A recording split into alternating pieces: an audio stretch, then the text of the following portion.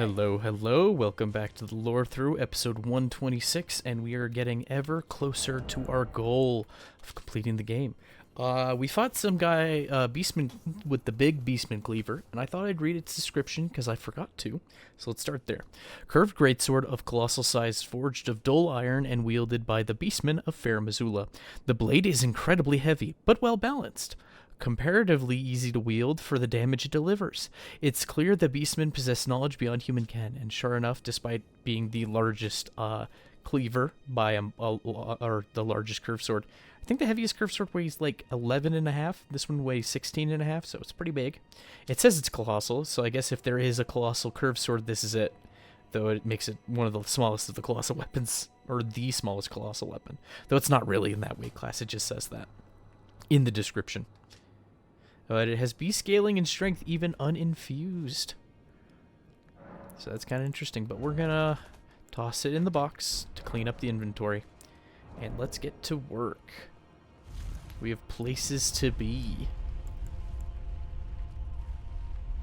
And I wanted to show off how devastating the Eokai's dancing blade is when we have Alexander's shard equipped in addition to the other items. Shucks. Aww.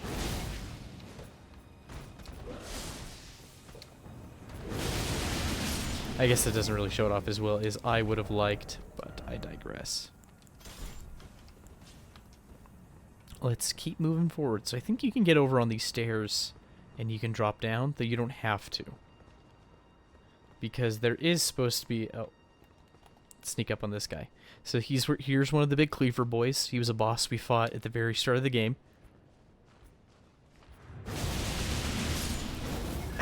This is kind of gross, isn't it?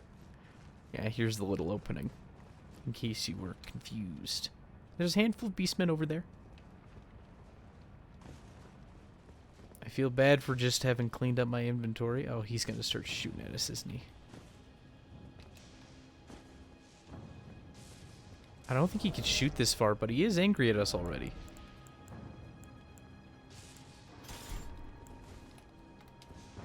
I'm curious, will this go that far? Yes. A little laughable, but it worked. Okay. I don't want to jump down too far in case we can't go any farther. Okay, so on this little... I just do a little neutral jump. No running. You can get the Dragon Crest Shield Talisman. It's a step down from the Great Shield Dragon Crest Talisman that we got in the Halig Tree. But hey, if you missed that one, then this is a good alternative. Just big physical damage boost. Not physical damage. Physical damage resistance boost. Wrought Iron Talisman depicting a trio of ancient dragons vastly boosts physical damage negation. The ancient dragons who ruled in the prehistoric era before the Erd Tree would protect their lord as a wall of living rock. And so it is that the shape of the dragon has become symbolic of all manner protections. But who is their lord? It seems that we're getting closer and closer to finding out who that might be. And look at all this death fruit. Nasty.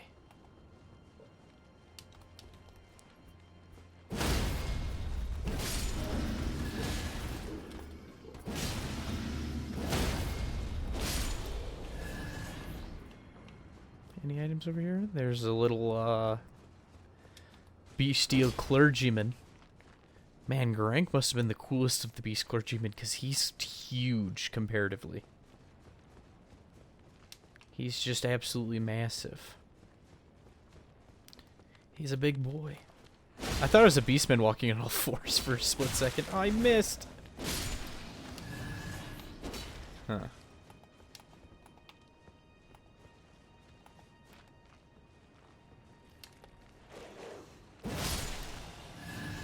Give him the big chunky R2. Okay. Alright. And then if you wanted back, because you can't really go back up along that, here's the path you would take if you really needed to get back for some reason. That is your option.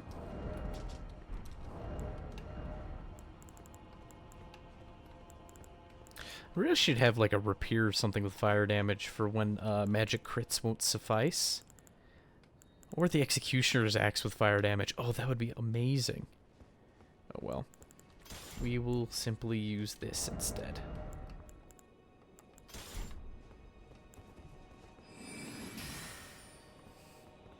So we have a wrecked dragon sculpture and a Crucible Knight here of all places.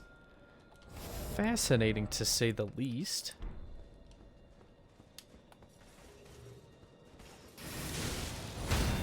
Sorry, buddy. This is our turf. You're still one tough Mother Hubbard, though.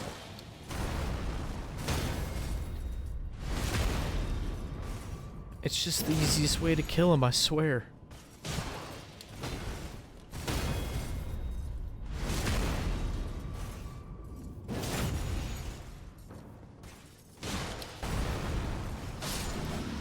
Sorry about that.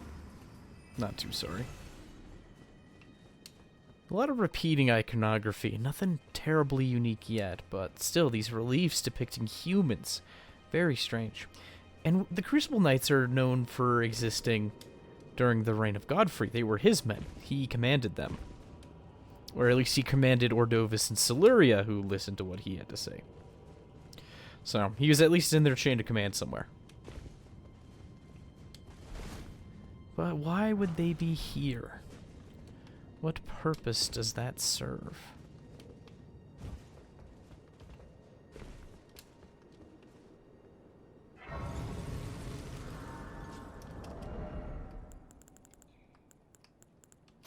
Did I get rid of my curved? I did not get rid of the curved. Okay. Great sword. We'll use this one for now, though. In the Shard of Alexander, we can put the physical damage negation talisman away, because otherwise it's going to upset me. There we go. But we've grabbed the grace. We can move forward now.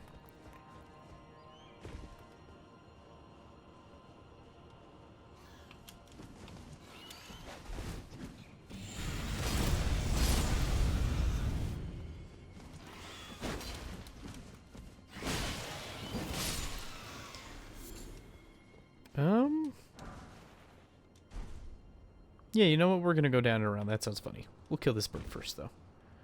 So if you're in this area, the dragon starts spewing lightning all over the place. And gravity does wonders on those birds. Ah, killed two. As long as you keep moving, the dragon's not too much of a threat.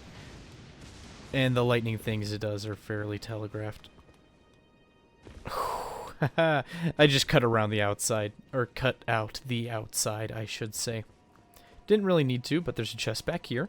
A unique chest, actually. I don't think we've seen one like it. Kind of reminiscent of the ones in the Eternal City, but definitely different. It even has some gold inlaid, it looks like. Can we take a look at this? Can we stare at it with our spyglass? This is very nice. Textures aren't the highest resolution on it, but I guess they don't need to be. And we get the Drake Knight set. This is Eleonora's armor, if you remember. The Violet Bloody Finger. Let's take a look at what it has to say. Black iron helm worn by Drake Knights features the spoils of a dragon catch as an emblem of pride as both dragon hunter and partaker of communion. So, she was a partaker in dragon communion. How her armor ended up here, I couldn't tell you. Or armor like hers ended up here. From birth, Drake Knights speak not a word. They spend their lives pursuing the strength of dragons for its sublime beauty and inspiration of awe. The cape is crafted with a wing of a dragon membrane. Crazy. Nothing new there. Nothing new there. You can alter the head to remove the neckerchief. And you can alter the chest to remove the cloak, I believe. It's a fairly light piece of armor. I would say the bottom of medium, if you'd even go as far as to call it that. We have another big old beastman up here. Not paying attention, mouth agape. Just in a stupor. Sorry, bucko. Getting stabbed with this sword would suck, because it's got like a rounded point. Ugh. That would just feel bad. And unable to acquire those lightning great bolts because we bought too many. Classic me. Okay, and we're doing fine on supplies, so I think we're good to go assault the dragon for all he's worth. I'm gonna bring a bit different of a tool than I normally do. I don't know how effective this sucker will be, but we gotta give it a try.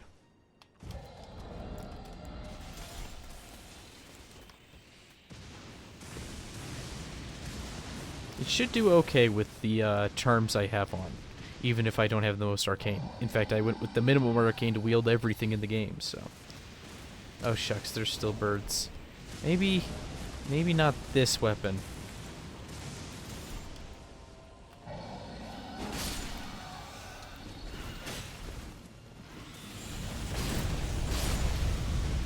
That's such a nice tool to have. Okay, that should solve our bird problem for now. Because if you shoot at this dragon from a range, if I recall, he leaves.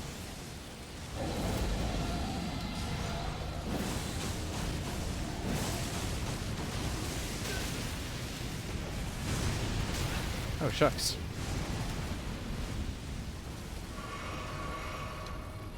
It did some damage. I don't know if it was good damage, but it was damage. It's just nice how they gave you an ancient dragon smithing stone, so that dragon is worth killing. I don't think the other ones necessarily are, except for the one you get at the entrance. 8 Fulgur plumes. So you get a standard ancient dragon smithing stone from the dragon, and over here in this little gazebo, you get a somber ancient dragon smithing stone. Very nice of them to include that stuff. What weapon have I not used in a good while? I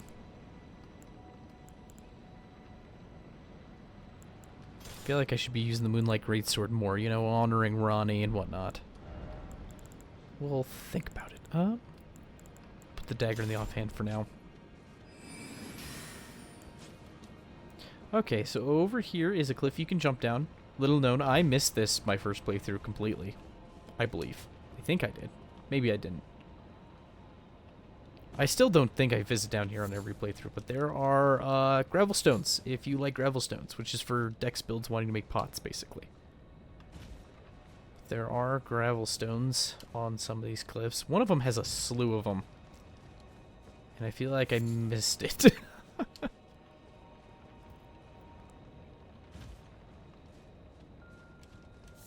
That one had 2. Maybe it was this bottom cliff? I swear there was more. Gravelstone's a pain, though, to get a good amount of. I think beastmen can drop them, but they drop them at not a favorable rate. But hey, it's for the big pots, if I recall, so... And they hit like a boss.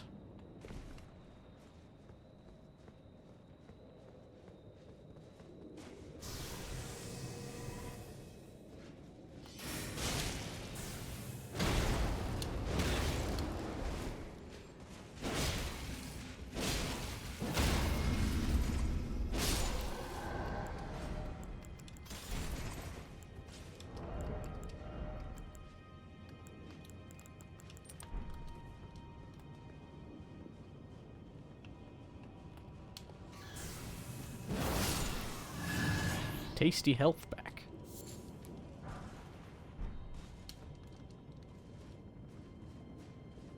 It's nice having backpacks to give you the health back.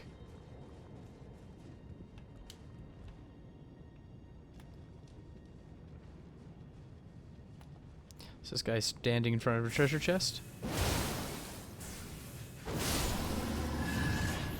I killed him fairly well.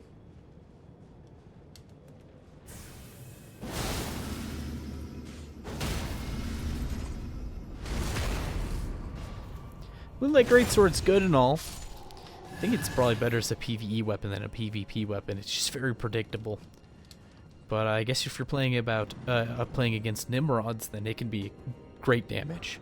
And we get the Dragon Tower Shield. Kind of funny that such a mundane item is here.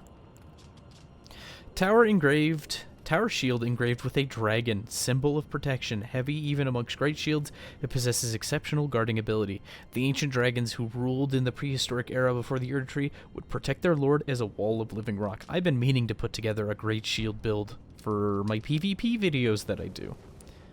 And I haven't, because I feel like it would devolve into shield pokes, and that it feels a little lame. I want to do shield bashes and shield crashes. That's what I want my great shield build to be for. But I don't know if it's the best way to go about it. I feel like when I restrict myself to a single play style / gimmick, the videos are a lot less fun to produce than the ones where I just swap depending on what is helpful / necessary. We don't have to use Moonlight Greatsword anymore. Let's use Blythe's Greatsword. Can we? We cannot. Can we put the little one on there? We can. Okay. The little get health back weapon.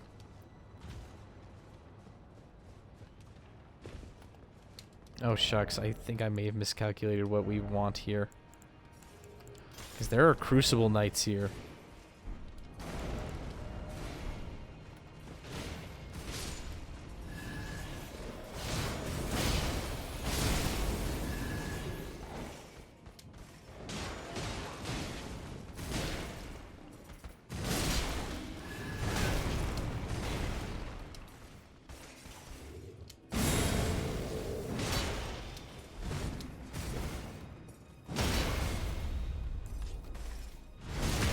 Gotta get that crit somehow.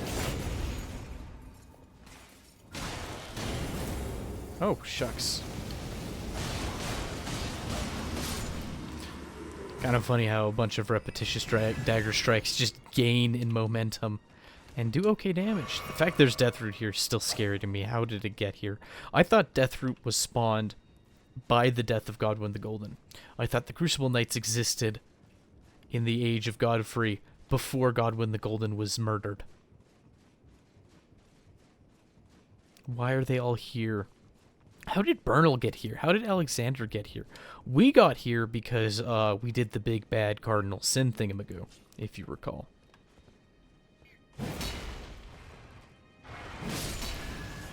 That was probably a little unnecessary. But that's how you get the Bolt Drake Talisman too. Okay, let's get back to it. Oh my goodness. We are really almost done with Farum Azula. Like,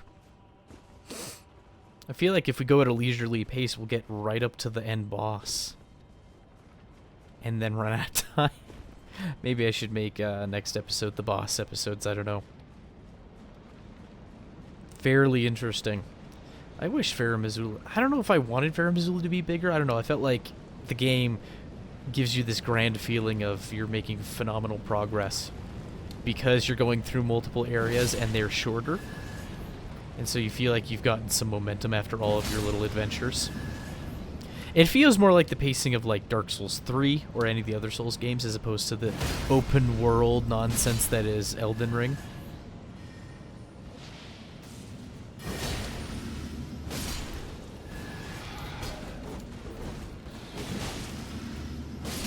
I love how he just has to stop and think about his life when he gets one of them colossal crouch pokes. This is a funny little mental image. Okay. And I think us looking down here is supposed to be a hint. This bridge is supposed to be a hint that there is a ridiculous structure we can get down to if we follow the rocks. Let me... Yeah, because you see those cliffs there, and if you're really paying attention, making sure you're not going under... You can see there is a little bit of a land bridge. Oh shucks, I don't want to be here. I don't want to be here in the least bit.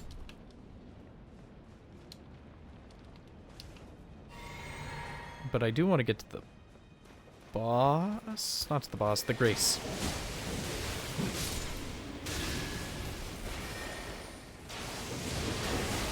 This is a horrible mistake. It worked though. Chop. So here we get the gravel stone from one of the beastmen and a Somberstone Miner's Bell Bearing 5, which I think on its own just lets us buy one item. But it is Somberstone 9. It's not the max one, but just shy of max, which is nice. So now, ta-da, we have the ability to buy everything and get them up to just shy of max. Though the amount of maxed out upgrades you get in a playthrough is limited, getting everything just shy of max upgrade, you can get everything you want so long as you have runes. Okay, I think we're going to backtrack and go along that land bridge I was talking about earlier.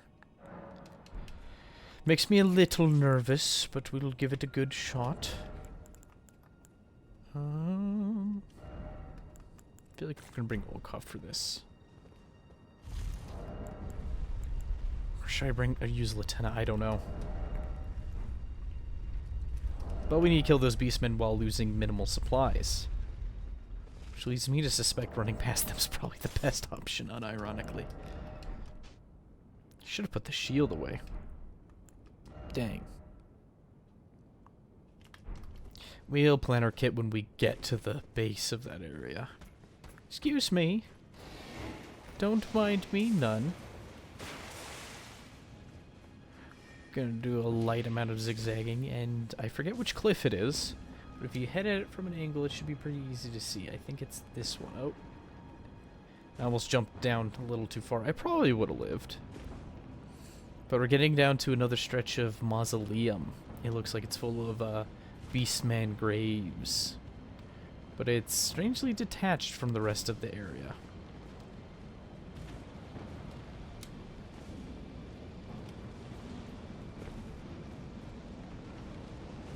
Curious. Okay. And strangely enough, one of them is empty despite not being broken. That's our first time seeing an empty one. And if we go up to it, we have a prompt to lie down. But we're going to get our kit together first.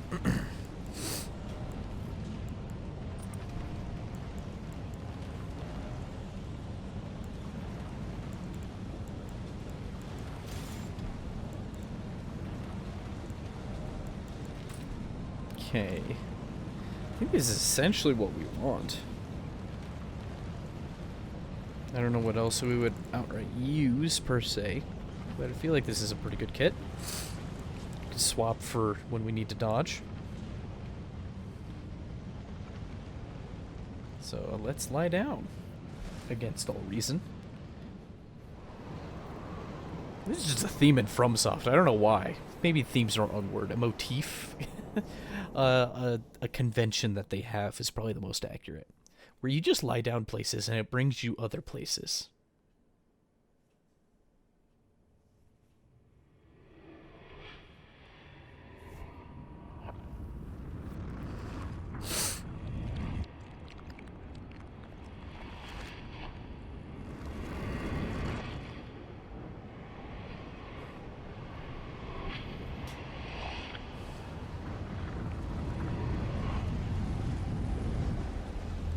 This is kind of a hidden boss fight, honestly. If it wasn't clear we were getting to something as momentous as a boss fight. It's really out of the way. I don't know, I feel like... I wonder how many people just outright missed it, because, I mean... It's a weird cliff to jump off of.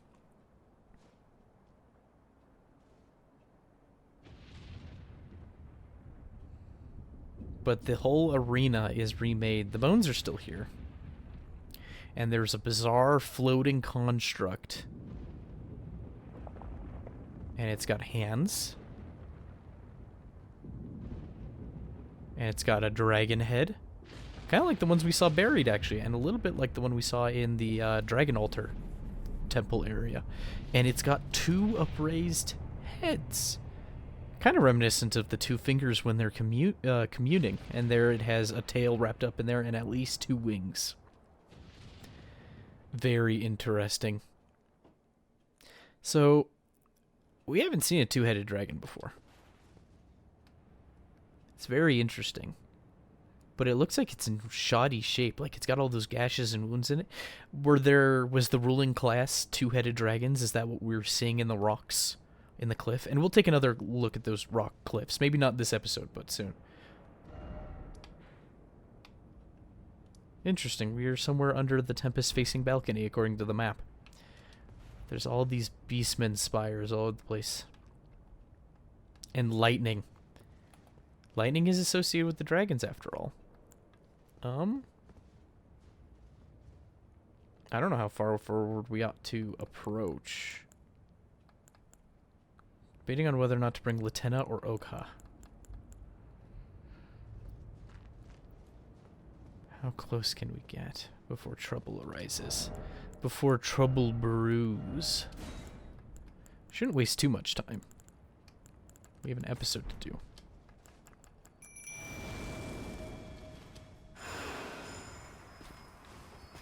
I do like how Ogha will move around, though, so that's probably a far better option.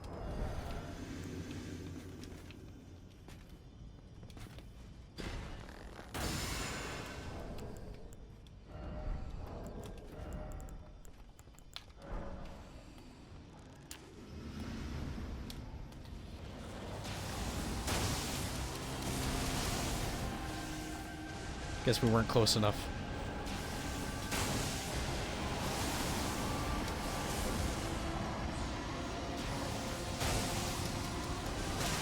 Oh, there's our damage.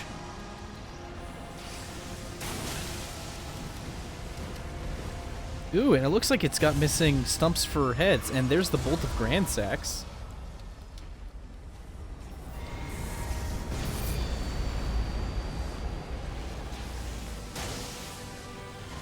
So this might have been a multi-headed dragon.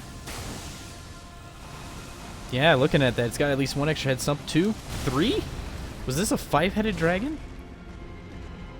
It was referred to as a lord, weirdly enough. It's Dragon Lord Placidusax.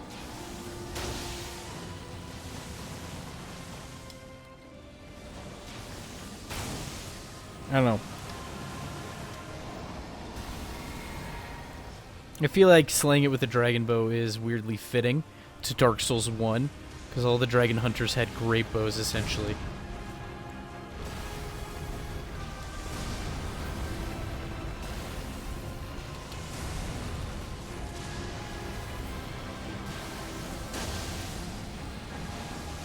Ooh. Big damage.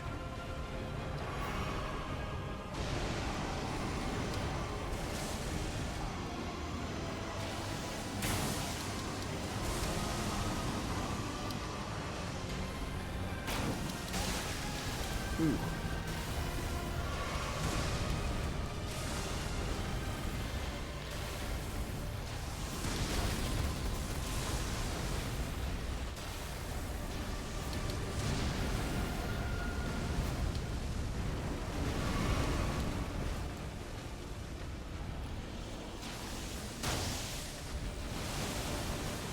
I'm using the red main arrows because they get a damage bonus for being used with the red main bow, and he's so big, you don't need to waste golem arrows. For the area of effect, I mean.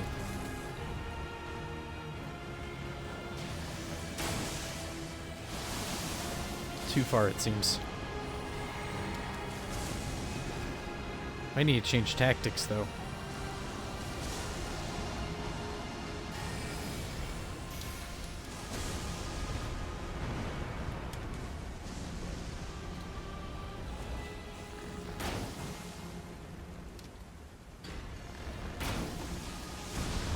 How did he miss that? I don't feel like the dodge came in handy.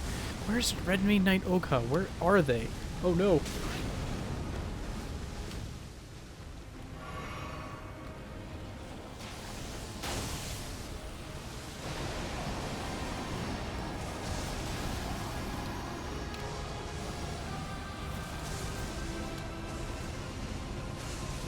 Oh, there's the storm.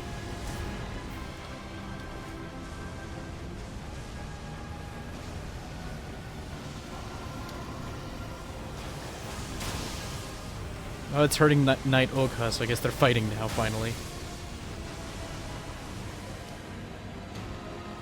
And there, we did it. We were a Dragon Slayer with a great bow. Remembrance of the Dragon Lord. Thank you, Ogha. And, before we read that,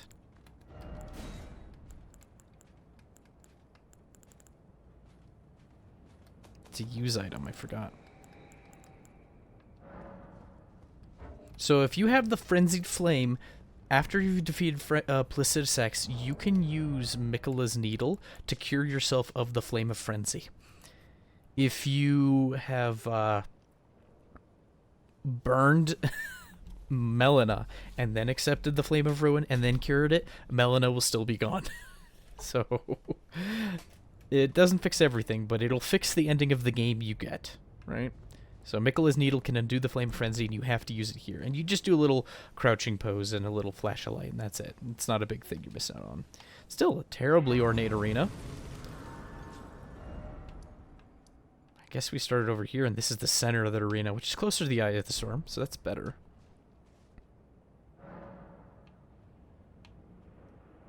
How did a Grace end up here? How did any Graces end up here in Fair Missoula? That's what I would like to know. All right, well, that's it. We need to read the item description. What's wrong with me? Okay. Remembrance of the Dragon Lord Placidusax, hewn into the Erd Tree somehow. The power of its namesake can be unlocked by the Finger Readers. Alternatively, it can be used to gain a great bounty of runes. The Dragon Lord, whose seat lies at the heart of the storm beyond time, is said to have been Elden Lord in the age before the Erd Tree. So here we go. Finally, Miyazaki has done it again. He's got cyclical stories. They go in cycles, right? Dark Souls 3 had this pretty bad, where everybody was relinking the flame over and over. But it seems that there are past ages that have their own Elden Lords, right? Once his god was fled, the Lord continued to await his return. So it seemed that once his god was fled, he was communing with maybe the Greater Will or maybe some other deity. We don't know. Could Elden Lords be from different deities, different outer gods? Who was he worshipping? Who was his god? Who was he trying to commune with? But it seems like he was trying to commune because he was doing that two heads up stretch, kind of like the two fingers with their silly antenna array sort of nonsense.